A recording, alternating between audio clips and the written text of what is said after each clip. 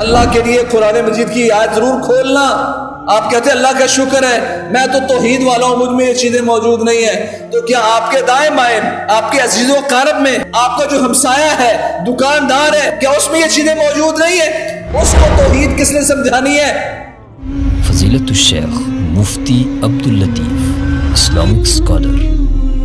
شرک ایک ایسا کبیرہ گناہ ہے جو توبہ کے بغیر کبھی معاف نہیں ہوگا.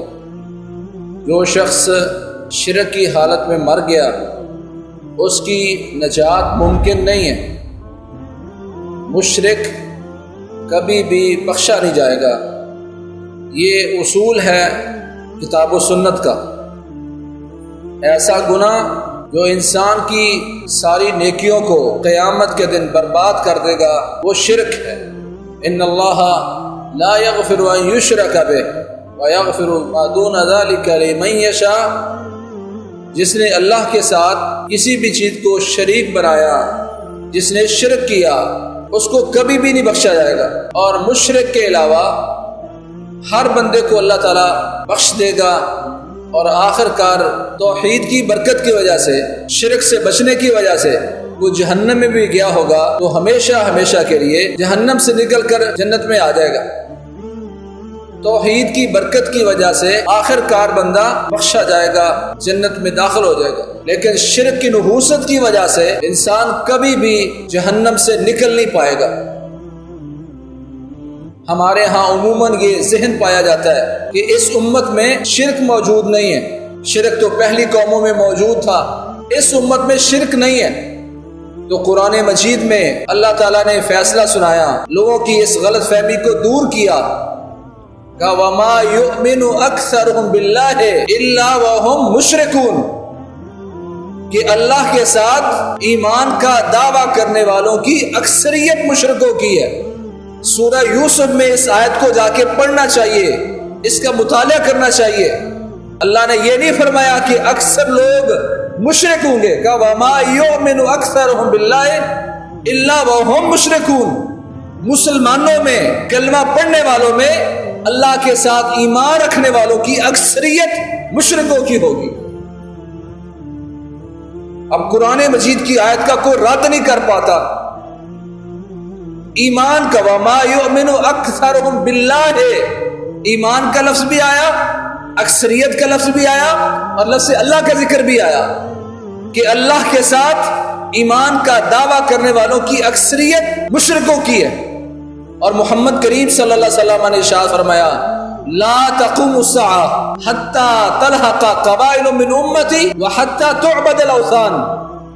قیامت اس وقت تک نہیں آئے گی جب تک میری امت کے کچھ قبیلے مشرکوں کے ساتھ جانا ملیں، میری امت کے کچھ لوگ جب تک مشرکوں سے جانا ملیں، جیسے مشرک کرتے ہیں ویسے میری امت کے کچھ قبیلے نہ کریں، تب تک قیامت نہیں آئے گی.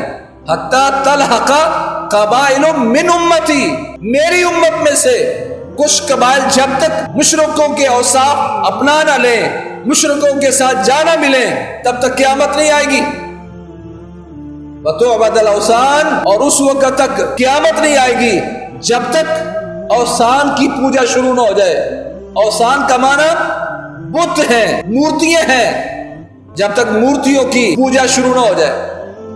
اور صحیح بخاری کی حدیث میں محمد کریم صلی اللہ علیہ وسلم نے ارشاد فرمایا لا تقوم الساعة حتى تضطرب الیات نساء دوس على ذی الخلصة.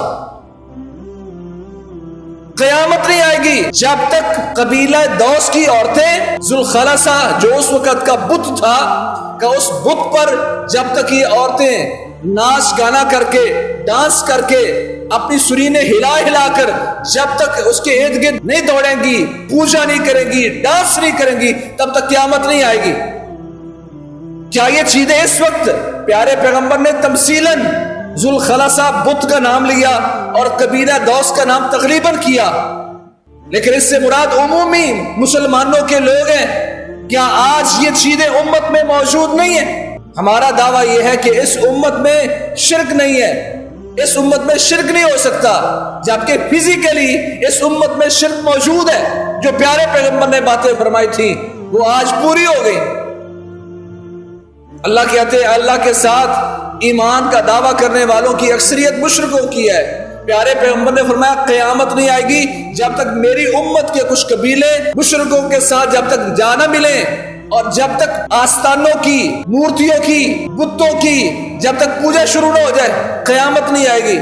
قیامت نہیں آئے گی جب تک بتوں کے ارد گرد عورتیں ڈانس کر کے اپنی سرینے جب تک نہیں ہلائیں گی قیامت نہیں آئے گی۔ کہ آج اس وقت امت میں اولیاء کے نام پر شرک نہیں ہو رہا، صحیح البخاری میں موجود ہے، حضرت عبداللہ بن عباس فرماتے ہیں سب سے پہلے شرک حضرت نوح علیہ السلام کی قوم میں شروع ہوا۔ شیطان نے جب دیکھا کہ ان کے وہ بزرگ جو پکے دیندار ہیں، توحید والے ہیں، ان کے مرنے کا انتظار کرتا رہا، جب یہ لوگ مر گئے تو نئی نسل پیدا ہوئی، تو ان کو آگے شیطان نے بہکایا اور کہا تم عجیب لوگ ہو، تمہارے آباء و اجداد ان میں بڑے وڈیرے بزرگ گزرے ہیں، بڑے کرامت والے، بڑے نیک لوگ گزرے ہیں، تم ان کی محفلیں کیوں نہیں کرتے؟ ود، سوا، یعوس اور نصر یہ بڑے ان کے بزرگ تھے۔ اور قرآن نے کیا بیان کیا؟ کہتے ہیں لا تذرن آلہتکم، الہ بنا لیا انہوں نے ان کو۔ پہلی نسل میں کیا ہوا کہ ان کے تذکروں کی مجلسیں شروع ہوئی، ود ایسا تھا، سوا ایسا تھا، یغوث ایسا تھا، اس کی یہ کرامت تھی، وہ اتنی عبادت کرتے تھے، پہلی مجلسیں یہ شروع ہوئی، کیونکہ ابھی ان میں توحید موجود تھی، ان کے آباء و اجداد کے جرسوم میں ان میں موجود تھے۔ کہا اگلی نسل آئی تو انہوں نے کہا کیا ہو گیا تمہیں؟ کچھ عرصے بعد تو تم ان بزرگوں کو ویسے بھول جاؤ گے، ان کی مورتیاں بناؤ تاکہ تمہیں یاد رہے کہ تمہارے بزرگ کو گزرے ہیں۔ اگلی نسل میں مورتیاں بنوائی گئی، اور اس سے اگلی نسل میں ان مورتیوں کی پوجا کروائی گئی۔ خیر کی بات آگے شیئر کیجیے اور اپنے لیے صدقہ جاریہ بنائیے۔